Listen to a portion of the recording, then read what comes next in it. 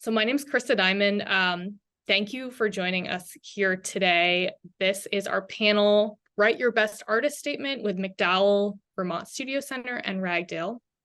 Again, thank you to our audience for being here. It's amazing that there are so many of you. And thank you to our event sponsors, Beverly Rogers, Miriam Shearing, the Rogers Foundation, the College of Liberal Arts for making this programming possible.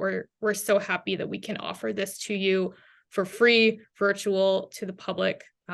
It's such an honor to be able to produce programming that is accessible. We've got some really exciting events ahead that I want to let you know about really quickly. For folks in Las Vegas on November 3rd from 5 to 9 p.m., please join us on the UNLV campus East Mall for the Poetry Kitchen at UNLV Art Walk from 5 to 9. It's a super cool, immersive experience featuring some kitchen statements where you can cook up some literary art. And for anyone who's not in Las Vegas, for anyone anywhere, we do have more virtual programming. On November 13th, we have at noon, The Liberators, a reading with E.J. Coe in conversation with Black Mountain Institute Executive Director Colette LeBoeuf. So those are a couple things, but there are many, many more programs, both virtual and in person. Just take a look at our website, blackmountaininsitute.org, and follow along with all of our events. Follow us on Instagram as well. We do lots of promo about our events. Before we get started, the University of Nevada, Las Vegas wishes to acknowledge and honor the Indigenous communities of this region where we are holding this event, and recognize that the university is situated on the traditional homelands of the Nuwu Southern Paiute people. We offer gratitude for the land itself, for those who have stewarded it for generations, and for the opportunity to study, learn, work, and be in community with this land. We encourage everyone in this space and all spaces to engage and continue learning about the Indigenous peoples who work and live on this land since time immemorial, including the Las Vegas Paiute tribe and the Moapa Band of Paiutes. So our discussion today, as you know, is about artist statements. It's a seemingly simple, yet for a lot of us, maddening complex piece of writing that is often part of the application process for residencies, fellowships, MFAs, PhDs, workshops, retreats, all of these things that artists apply for. Personally, as a writer, it is the last part of the application that I want to do. I, like many others, often find myself wondering, should the artist statement be formulaic? Should it be creative? Is this a place to express my voice or showcase my accomplishments? Who is going to read this? What are they looking for? And most terrifyingly of all, how can my artist statement stand out in a sea of artist statements? And I know there are many artists who are plagued by these questions, which is why I'm so happy today to be joined by some of the people who actually read artist statements and choose artists for residencies. So we have with us Courtney Bethel, who is the admissions director at MacDowell, a contemporary leader in the field of more than of artist residency programs whose mission has been advancing artistic freedom since 1907. For more than 20 years, she has guided the application experience for artists, successfully transitioning the application to an online, paperless process. Bethel's responsibilities include overseeing more than 4,000 applications a year and coordinating a selection process that fields rotating admissions panels in 7 disciplines a year. Bethel currently serves as a member of MacDowell's Diversity, Equity, Inclusion, and Access Task Force.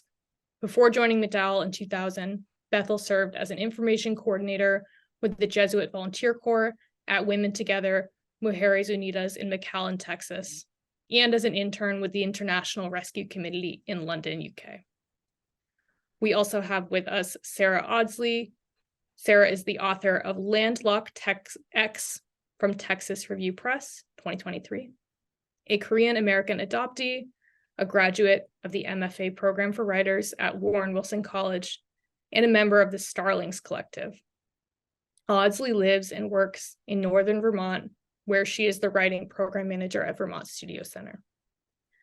And lastly, we have with us Ignatius, Valentine, Aloysius. Ignatius earned his MFA in creative writing from Northwestern University, where he teaches writing and experimentation.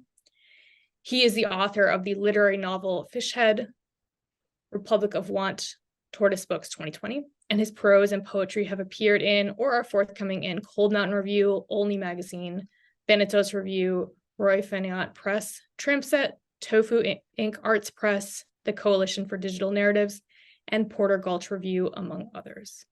Ignatius is a host and curator of the long-running reading series Sunday Salon Chicago.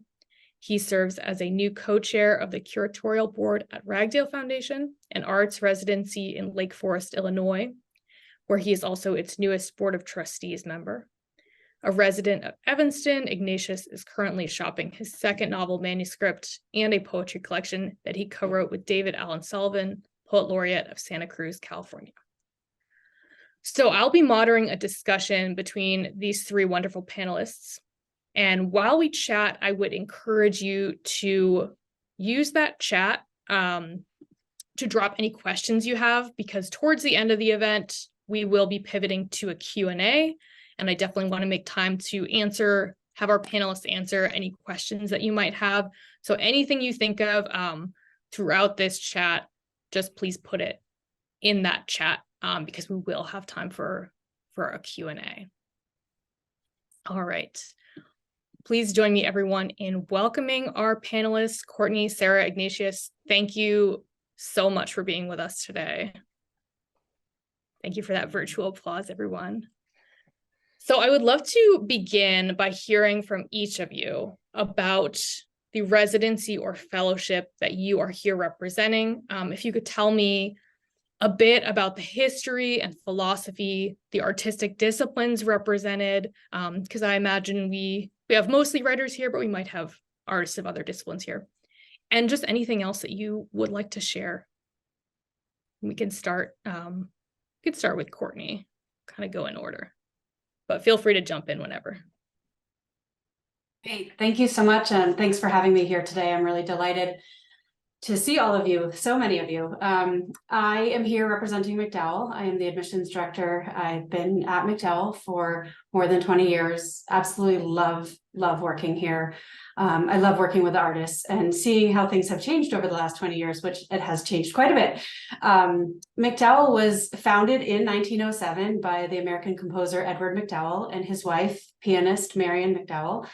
The residency was founded on the inherent belief of providing artists with uninterrupted time and space, a supportive environment in which to work and work on creative projects. Our program welcomes artists from all ages, working in all stages of their artistic career. And really what makes it so special is actually our multidisciplinary nature.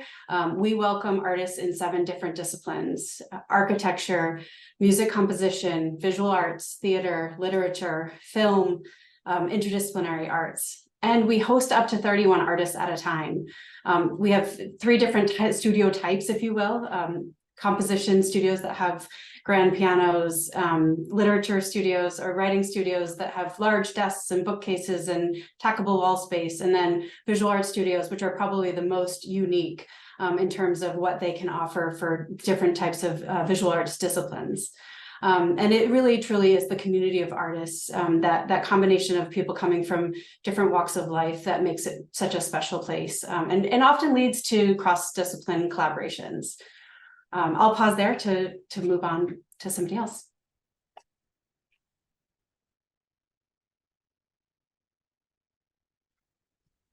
Sarah, if you want to jump in. Sure.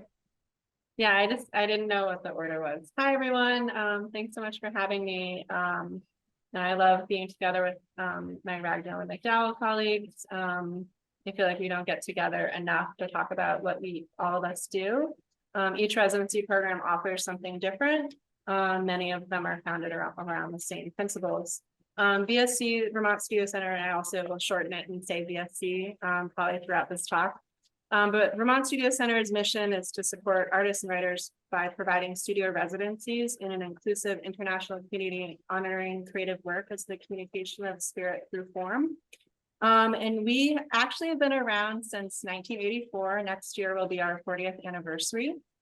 We hold annual calls for applications every year, and we accept both visual artists and writers.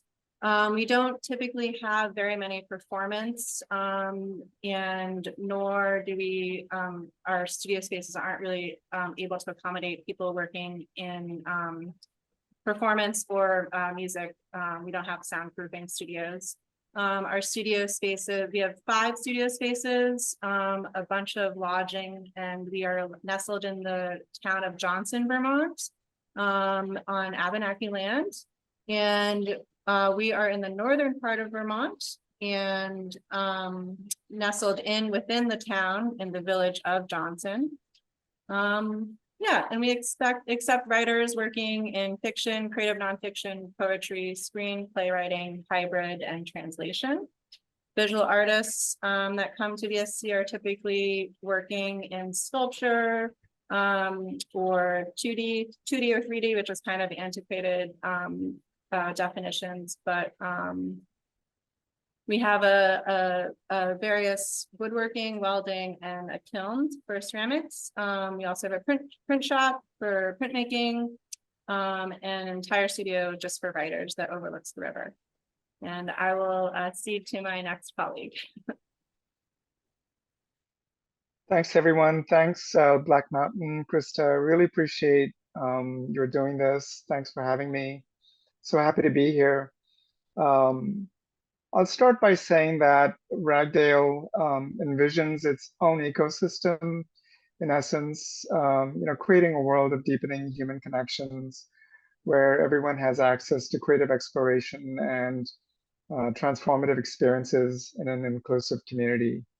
That said, Ragdale's history goes back to 1897, when Ragdale was actually created as a summer retreat for the Chicago architect Howard Van Doren Shaw, and he took the name from a village north of London, Leicestershire, called Ragdale, because he liked its environment.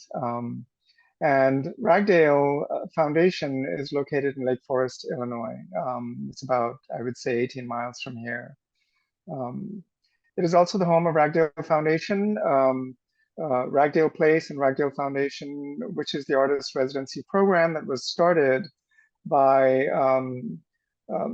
Howard's granddaughter, Sylvia Shaw Judson. In 1976, she started the foundation as a not-for-profit aimed at providing a place of rest and relaxation for artists of all disciplines, where a fellowship, we have many fellowships, but a fellowship is offered each year specifically in her name, which is one of the big fellowships. In essence, let me see, Ragdale welcomes, like my colleagues, musicians, artists, writers, nonfiction, collaborative works, composers, poets, screenwriters, playwrights, visual artists, dancers, choreographers, pretty much whatever we can, whoever can, wants to be at Ragdale. We want to create the inclusive community. So I think that pretty much covers it. Thank you. I think all of these programs that already get a lot of applications are going to get so many more from this group, just based off of hearing that. So we'll kind of transition into talking a bit about artist statements and the application process. I want to start by asking, what does the application process look like for your residency or fellowship, specifically thinking about what are the various components of the application, and if there's any kind of like philosophy behind those components. I know some are quite self-explanatory, but if you could just kind of give us a little bit of a peek into what the application itself looks like, and feel free to jump in at any point, but we can also go in order if you want to start with Courtney, but feel free to chime in. I feel like by going first, I forget things or I missed things that I should have said, like where we are located. For example, this beautiful image behind me is from our grounds in New Hampshire. So anyway, I'll try not to do that every time, but I really appreciate you asking these great questions. The application, like many places, is an online form. We use SlideRoom as our application management portal. And the two main components, which I think is probably the case in most applications, is the work sample and the proposal, which is why we're here today to talk about writing that artist statement and proposal. For MacDowell, we are project-based, so it's very much about what an artist is working on currently. And that differs from discipline to discipline. And because this is mostly geared towards writers, I'll speak specifically to that, but certainly welcome questions about any of the disciplines that we support. For a literature applicant, we are looking for a work in progress. We're very curious in what a writer is working on at this moment. Even if, we know 6 months from now when you come, it may not be the same project. It may not be at the same place that you expect it to be at, but we're really curious in what you're exploring right at this moment as you're applying and what you really want the time for at MacDowell. What does that look like? What does that feel like? What are the space needs? What is the time frame that you're looking at? And so those are the two main components.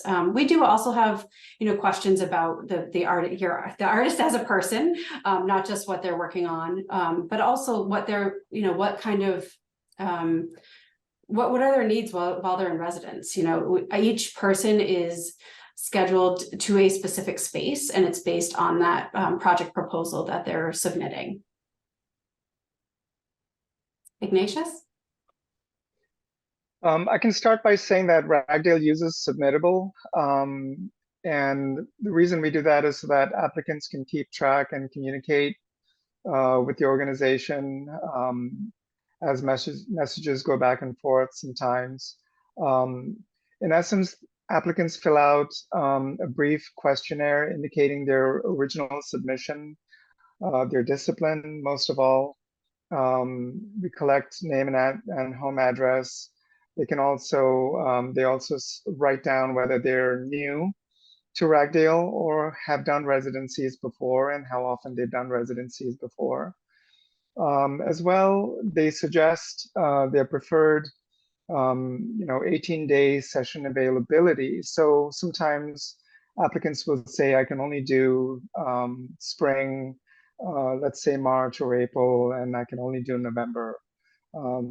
We get a lot of applicants applying for late spring, summer months, which is the most preferred period and the most difficult to get into. Then we also collect other bits of information, which is optional, but if the application is a collaboration, it's always nice to know if the artist has another applicant applying separately who's doing a collaborative work, who plans to do a collaborative work that has continued or is continuing. If they think that they're eligible for any fellowships. We offer many fellowships, and we can talk about that later. But we also require that each applicant write a short eligibility statement for the fellowship they think that they'd like to have. And then we have, we used to ask for references. I think in the last couple of years, post-COVID, we've sort of just made it optional. So it's always nice to see a reference come in, a written reference come in, or two. We often get two, sometimes one. Otherwise, we get alumni recommending an applicant, apply, and that happens a lot, which is cool, nice to see. Then we collect voluntary demographic information like gender, income, ethnicity, and the amount of years spent making the art that the applicant is applying for. The last thing I want to add about this is that the income, the fees are income based on a sliding scale at Ragdale. So the things that we ask you to upload would be a CV and a resume, which is always nice to see.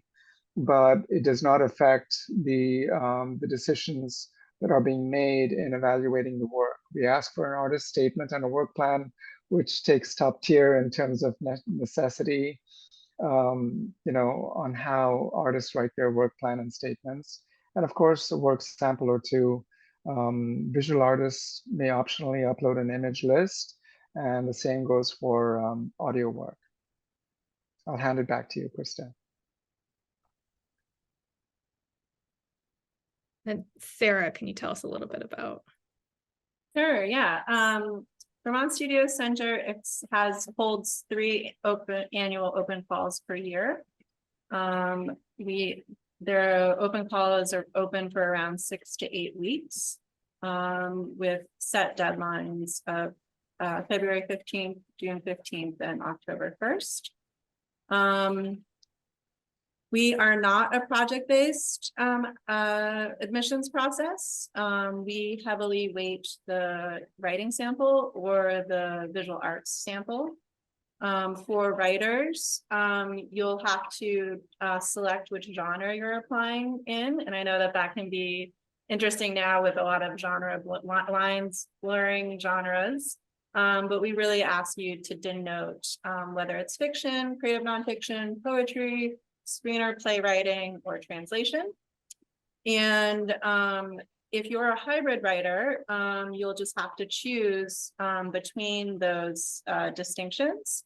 We also use Slide Room, and we charge a $25 application fee. In some cases, some of our fellowships do have fee waivers.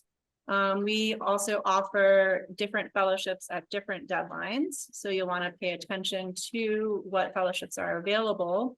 Some of those fellowships have special eligibility requirements, which may ask for a short 250-word description of why you think you may be eligible. We do not require references, and we have made it optional to upload a resume or a CV. I think that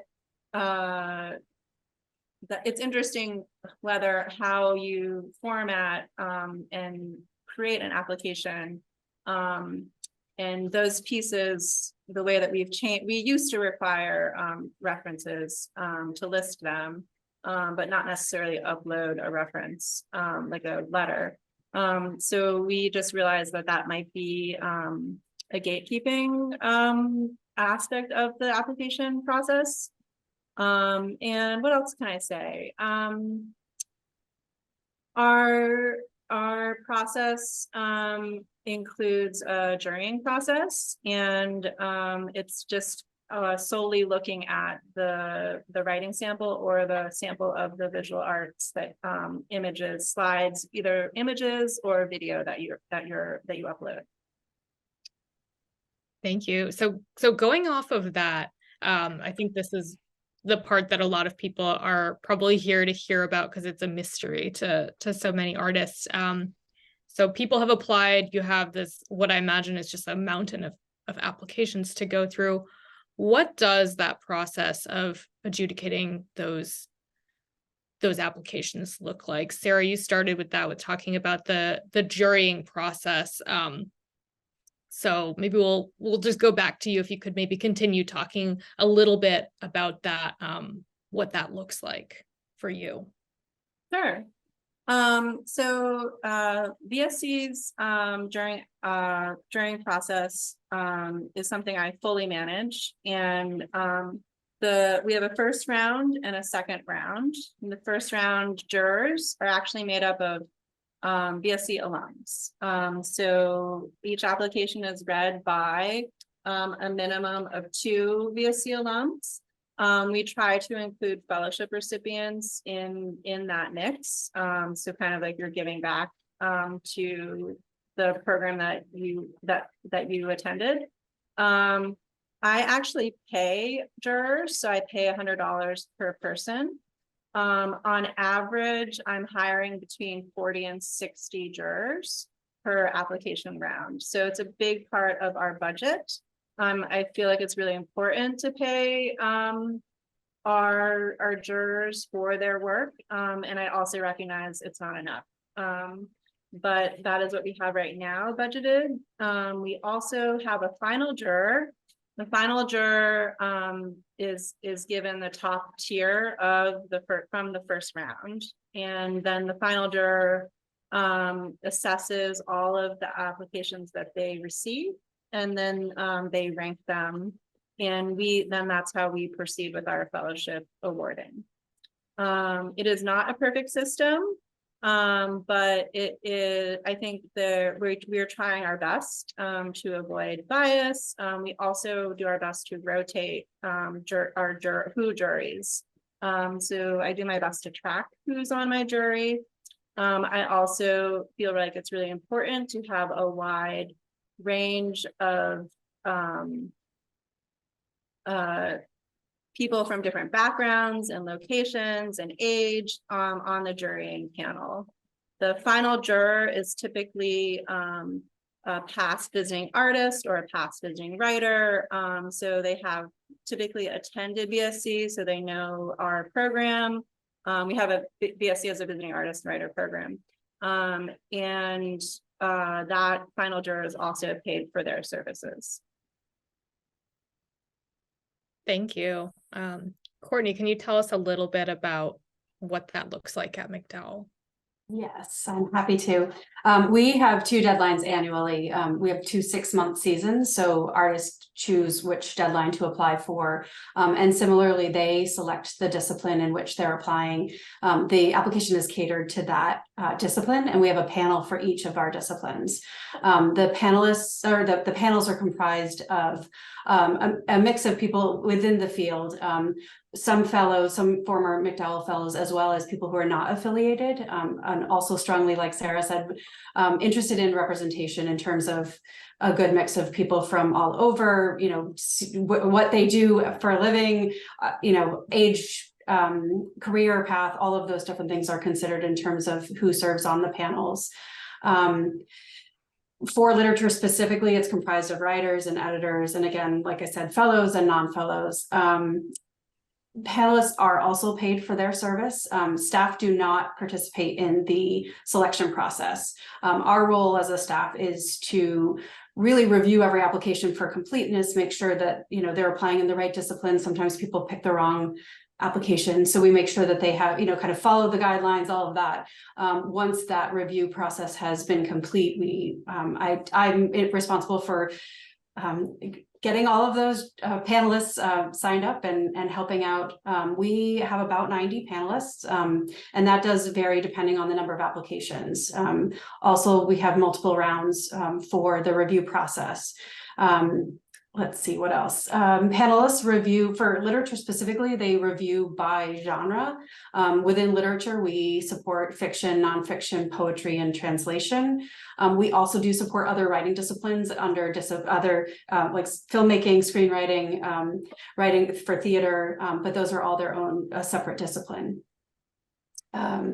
Panelists evaluate the applications based on the 2 main components I referenced earlier: the quality of the work sample that's in hand, along with the strength of the proposed project. And the residency experience, although we are project-based in terms of the application, we're really also very much interested in open exploration and flexibility within the residency experience. Philosophically, we are supporting talent as evidenced in what they have accomplished so far, the work sample, and also the potential for what they propose to accomplish, which is, you know, as described in the project description.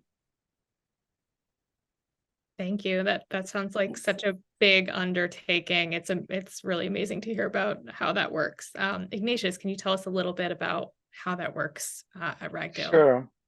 Sure, absolutely. So as a member of the curatorial board, I join about 40 plus board members who are alumni, writers, artists, musicians, performers, you know, just creatives. In the last few weeks, I've been reading 2nd and 3rd rounds of fiction, nonfiction, and poetry, because I bring in an interdisciplinary sort of track. which is nice in a way, but it also has its downside because then I have to read so much and do so much and evaluate a lot in a short period of time. But the way it works is the applicants, we used to have 4 rounds of four deadlines in a given year.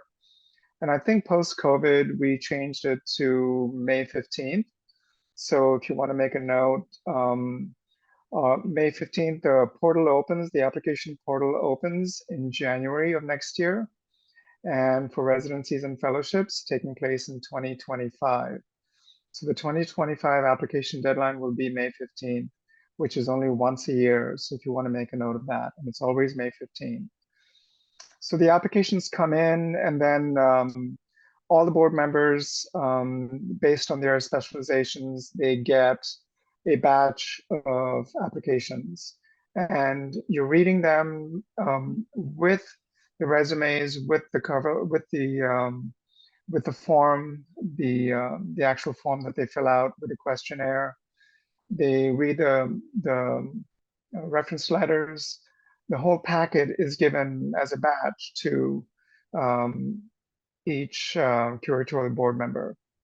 And so we're given a few weeks to read everything and score each application. And the way it works is that each person provides a score. And it used to be, and this is something that I have to state, is that it used to be where once I gave a score, I could go back and relook at the application and the score and configure a new score based on if I had doubts on the way I evaluated the applicant. But now, once I give a score, I don't have access to that portal anymore, except to see what my score was and review what I put in. So in essence, what I'm saying is I just have one shot at scoring an artist or a writer, or, in this case, artist, writer, and musician, because I also bring music, into the fray. So then the applications are scored, and then we will do 2 scores, sometimes three people will score them, and then we will take an average score. And just this past week, as a way of sort of revealing something that you might all want to know, is that you might end up with a high score of 20 from one reader, from one reviewer, but you might get a lower score of 16 or 14 from another reviewer, which really doesn't say a lot, except that the average score puts you in a different place that takes you out of the running, because you have 2 or 3 people scoring you differently. So we never really know who the applicants are. And if there is any conflict of interest, the application is given to somebody else. So if I know someone and I'm reading someone's application and I know this person, I will just reach out, and say, I think you need to give this to somebody else. So I think that really keeps the value of fairness on the table as we're reviewing applications. But the average score is really important, because once the score is done in the first round, then it goes to a second round, and then possibly a third round. So this past couple of weeks, I've really been sort of pulled into the third final round of scoring. We don't have a single juror, because we feel at Ragdale, we feel that it's important to have the voice of all the reviewers in scoring each application. So we make 2-3 final scores and decisions based on that. And so by the end of this month, which is coming up, we are sending out emails to all the applicants since May. I hope that helps. Yeah, thank you. Cool. Okay, so I want to pivot to really talking about the artist statement specifically. So it's one of those terms that it sounds obvious, but I think it's worth defining and talking about what, in your opinion or your program's opinion, an effective artist statement includes. So if you could talk about a little bit of what you feel the artist statement is, and what, for the purposes of evaluating them, what makes for a successful artist statement for your residency or fellowship. And we'll start with, we can turn it back over to Ignatius since you're unmuted. Okay, cool. So I think for me, the artist statement, as I said before, takes top tier in terms of the voice, because I feel that the artist statement is where the artist is actually speaking to me as a reviewer.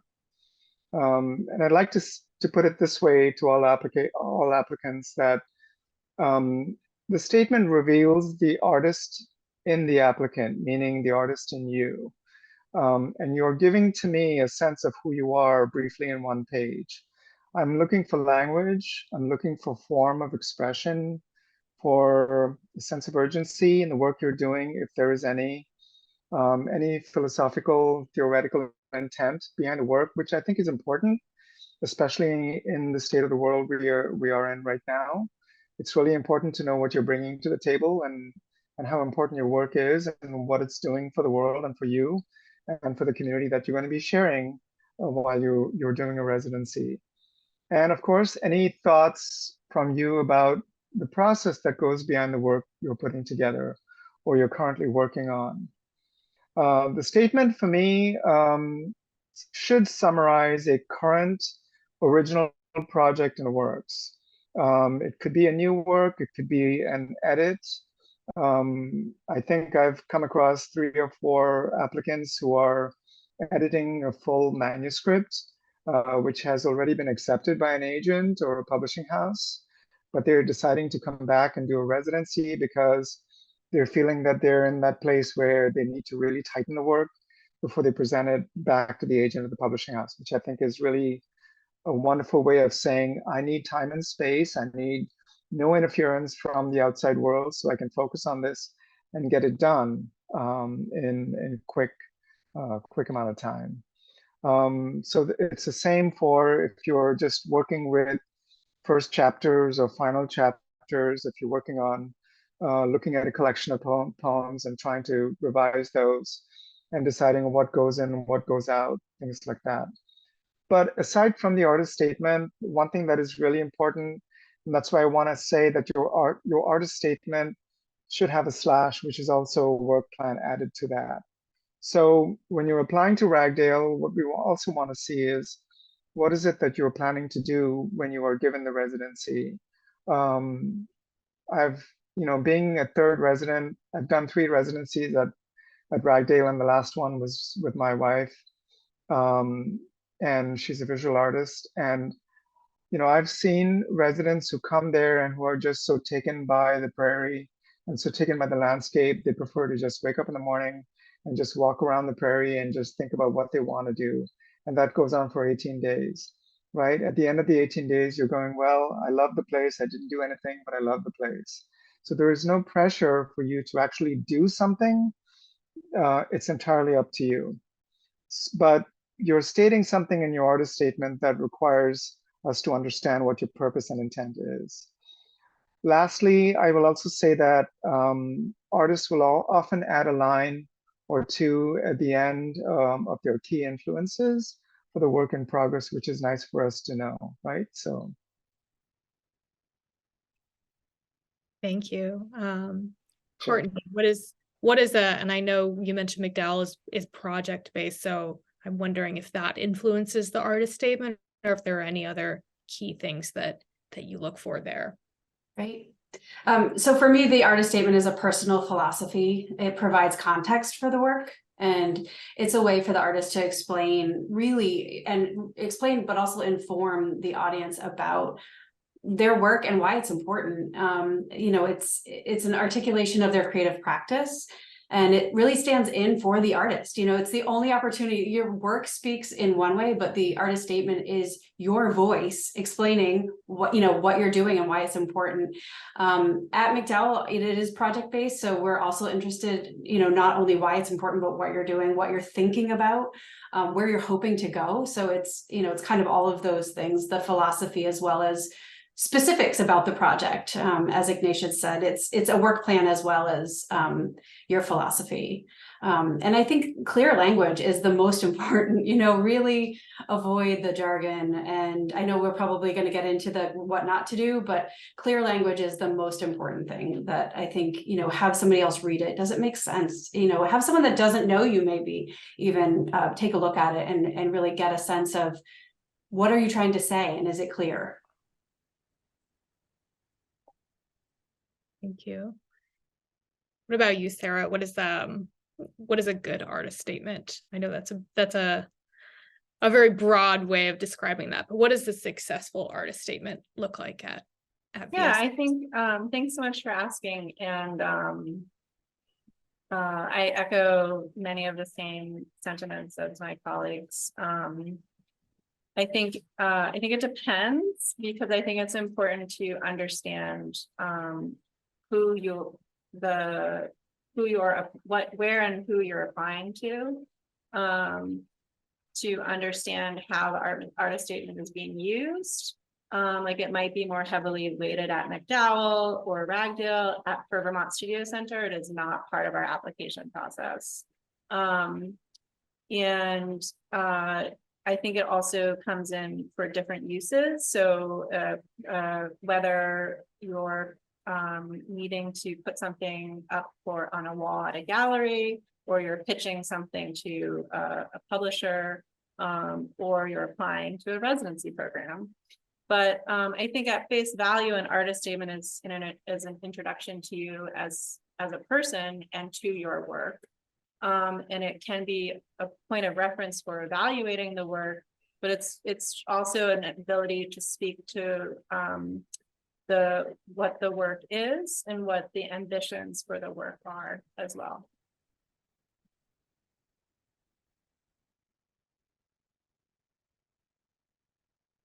Sorry, I muted myself. I'm going to turn it over to the Q&A because I see some great questions coming in. And one which we kind of started to talk about is Morgan Ogilvy's question. What is the most common error that is not obvious and you noticed after you started looking at so many statements? And Morgan is a visual artist. If there's anything unique to that you might want to speak about. I think I can take that if that's okay. Sure, yeah. Great question. I really like that. It's very difficult sometimes to know what you want to drop into an artist statement and a work plan. Very difficult to know. I know I struggle with it and I still hate doing it.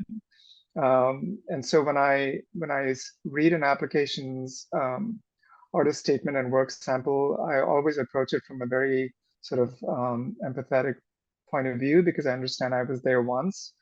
And so the most important thing is the error is not stating what you want to do when you're given the residency.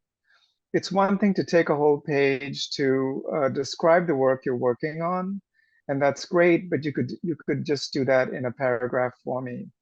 So think of a tip for everybody is to think of your artist statement. Think that you are having a show at a gallery. Even if you're a writer, imagine that your work is going up on a wall in a gallery, and just put this as a hypothetical situation.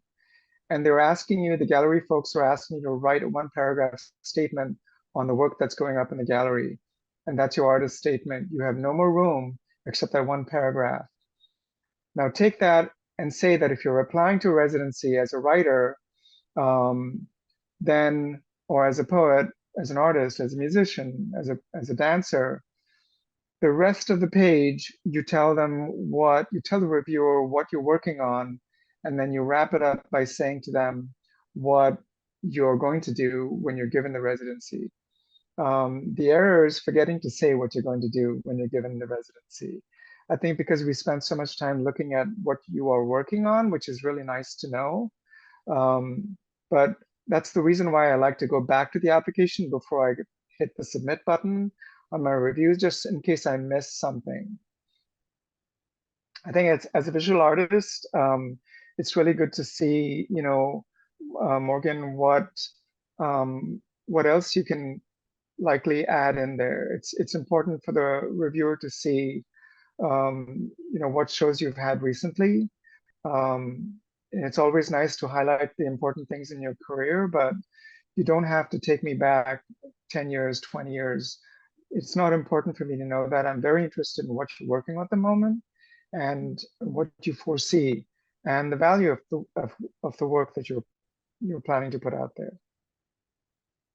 I hope I got that. Yeah, thank you. That was really, really insightful. So let's pivot to another question, and then I'll give this to another one of our panelists, because I think this is an excellent question from Jillian Sandal. Is there anything specific you look for in an artist statement from an early career emerging artist? Maybe somebody that doesn't have a lot of publications to talk about. How do they approach an artist statement?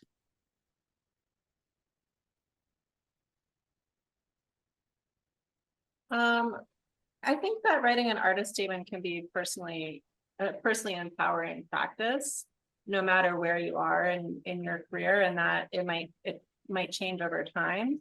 And I think even if you're quote unquote emerging, which means I guess you're saying pre-first book, however you're defining that, I think it matters for you, because to be able to write and articulate your personal intentions for your work, to clarify that for yourself, and also what you might believe in and what your intentions and ambitions are for the work.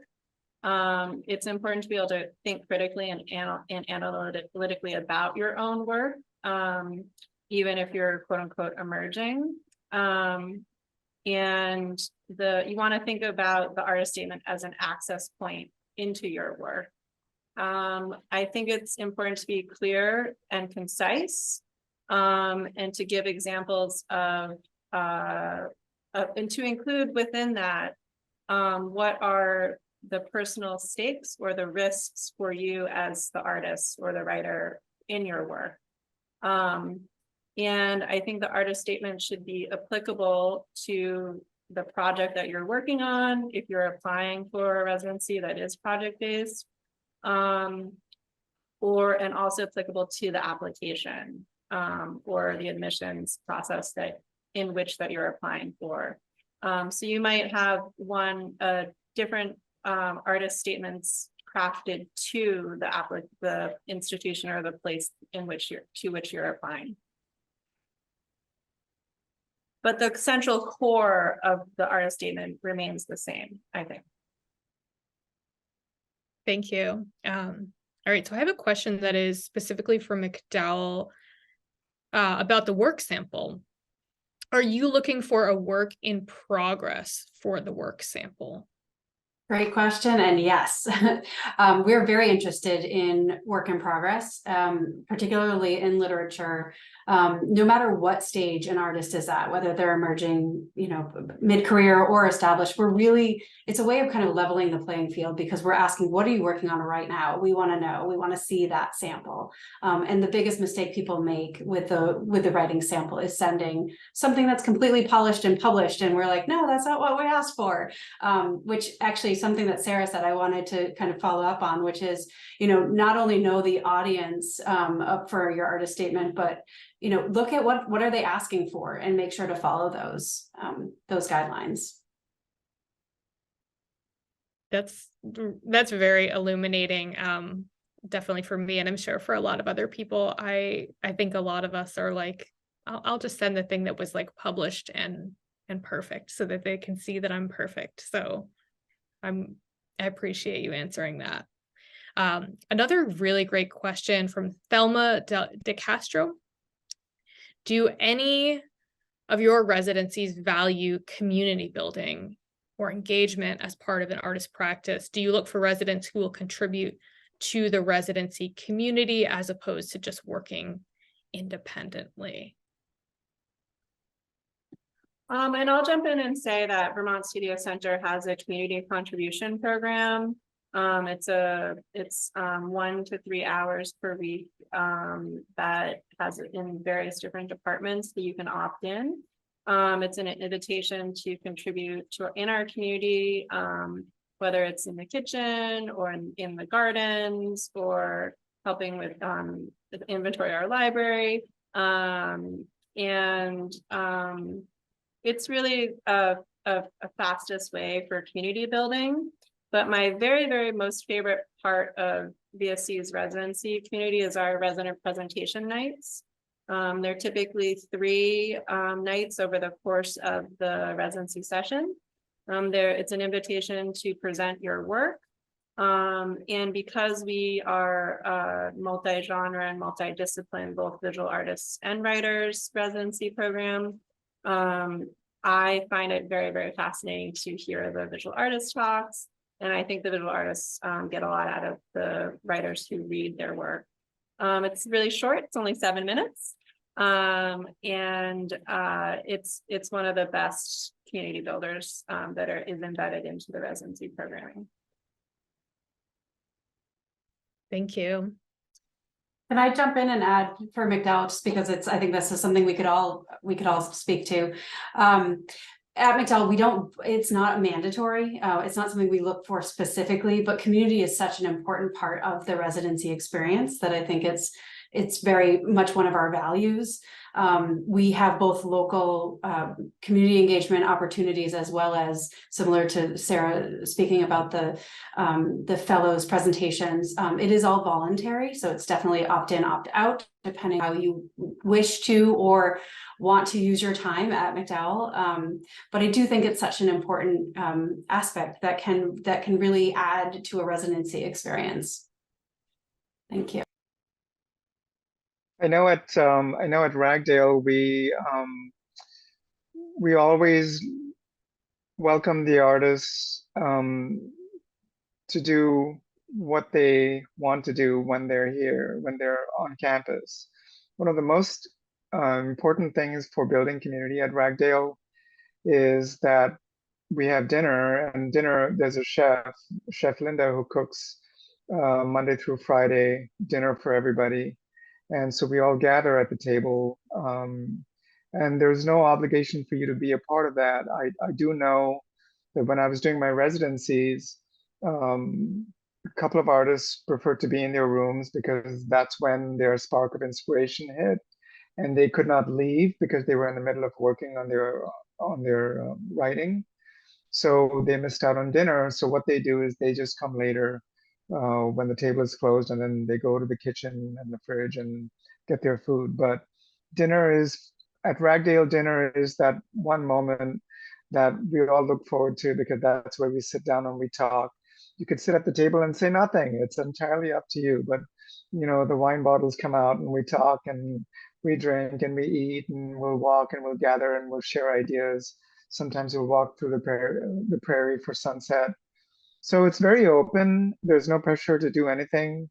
In terms of the reading presentations, the presentations are not mandatory. We do have a presentation at the end of the residency session where artists are welcome to show what they have accomplished, and if they want to highlight anything or talk about anything that they've done while they were there. I remember I'd spent many days just walking through the prairie as a writer and musician. There were days when I did nothing. And there were days when I did so much writing, I didn't want to have dinner and I just kept working. So I collected leaves and I lit candles in the room, which I wasn't allowed to do.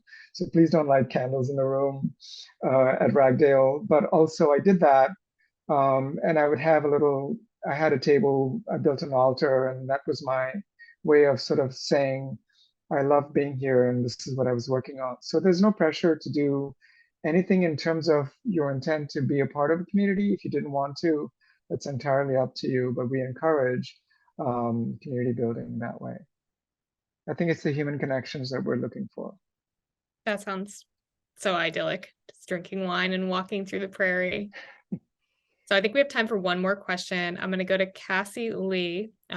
Cassie Lee asks, I'm a poet and I wonder about craft-based plans rather than output-based plans.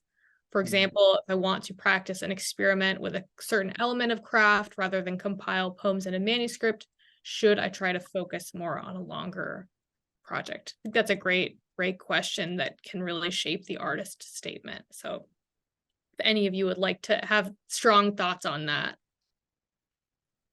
I suppose I could take that one if that's okay. Great question, Cassie. I think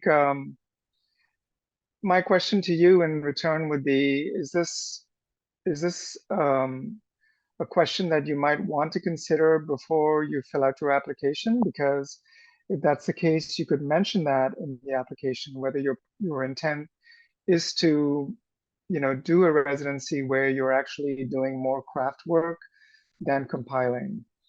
Sometimes I find that as a poet, you're also compiling while you're doing craft work. I don't think that they're mutually exclusive.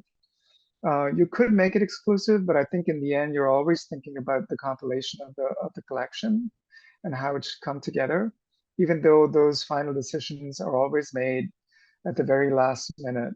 But my advice to you is, if you want to practice an experiment with elements of craft, and going in, put that into the application so that the reviewers know that you want to do that. I don't think it's going to impede how your application is read. In the end, it's going to be your work plan, your statement, and the samples that we read, and of course your intent on what you need to do. So I would say just be as honest as possible and just mention all of that. And of course, if you don't know that you want to do craft, that could change as well. And that, I think that's okay. But it's always nice to know going in your application what your plan is. Thank you. All right, so we are just about at 3, and I want to respect everybody's time. But really quick before we go, is there anything that any of you would like to share? Anything that we should know, or any questions we didn't get to that you'd like to speak to? Just kind of final closing thoughts. Yeah, I think from me at Vermont Studio Center, I would just say if you don't get in the first time you apply, you should continue to keep applying, because we have a rotating jury, and also it's a numbers game. I wouldn't also take it personally either. Rejection is part of the game and part of the process of being a creative person. So embracing rejection also means that it's an invitation to go back in to look at that artist statement, to maybe revise or change out the writing sample that you submitted, and to really lean on your community if you're feeling like you've applied to Kundiman 5 times and you haven't got in. That's me right here. So I'm just saying that rejection is part of the process, but also don't give up and be persistent. And because I think it matters for you to put yourself forward. And I think that it's important to use that artist statement as a way to deeply reflect on your creative process and the project or projects that you're working on. And then one trick I was thinking about is to potentially start drafting it as a letter to someone, and then go back and revise. Because I think that many times we think artist statement and we hear academic, or I think that Courtney, you mentioned something about jargon. And I think the most successful statements of purpose or project descriptions that really sing are the ones that really come from the heart, that have the combination of both articulating intellectually, critically, analytically, but also the really heartbeat of your work and who you are comes through. So be persistent and try to write from the heart. Thank you. Any final thoughts from you, Courtney? Sure. Sarah, I love what you just said. It's a competitive process, and each time you apply, you're honing your thoughts, your passion, and it's great experience. But also don't be afraid to ask questions, reach out. That's what the staff is here for. You know, we want to help you. The way I look at my role is really as an advocate for the artists, and we want to help you through that process, you know, ask questions. And I know there are a lot of questions in the chat. I just peeked and I was like, oh my gosh, there's so much going on in there. You know, reach out to us, post, whatever, just reach out to us. We're available. We want to help you.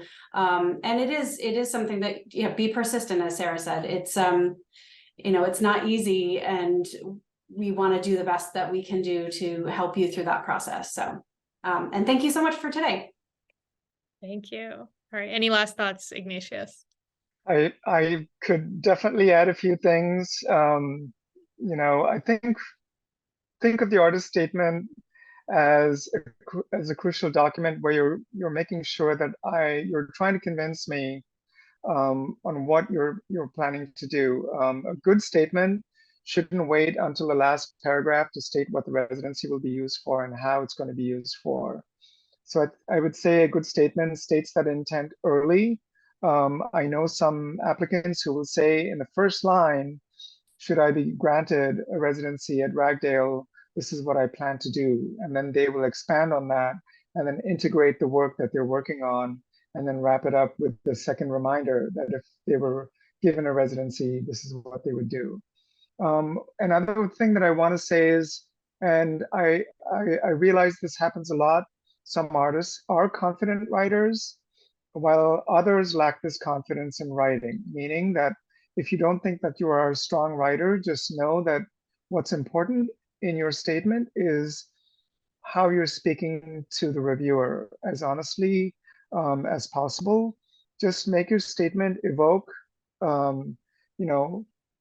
meaning and purpose in what you're trying to achieve in the residency. And of course, if you're applying, if you think that you are qualifying for a fellowship, the eligibility statement should show what you're bringing to the table, or what you want, what qualifies you for that fellowship. For instance, if you have a social justice qualification, then show in the statement, not so much in the statement, but in the form, what qualifies you, what's your background that qualifies you for it, and what you're going to do for the community. Everything is about the community and what you're giving back to the community once we're given the fellowship. Thank you. So exciting. Yeah. Thank you again for being here. Thank you to our wonderful audience. Another round of applause for our excellent panelists. I think everyone is feeling excited and inspired to write an artist statement, which I don't know if I've ever felt that way about an artist statement before. So kudos to you all for getting us excited about finally doing that. Yeah, so this will be, as I said, this will be recorded. It was recorded. It'll be on our YouTube shortly. So if you want to watch this again, share it with anyone. Keep an eye on Black Mountain Institute's YouTube. Keep an eye on blackmountaininsitute.org for our upcoming program. Lots of virtual programming, lots of in-person programming, more to be announced. And again, thank you all for being here with us today. We really, really appreciate it. And we're so grateful to be able to offer this programming. Thank you, everyone. Thank you. Have Take a wonderful care. Bye-bye. Thank you. Good luck. Good luck.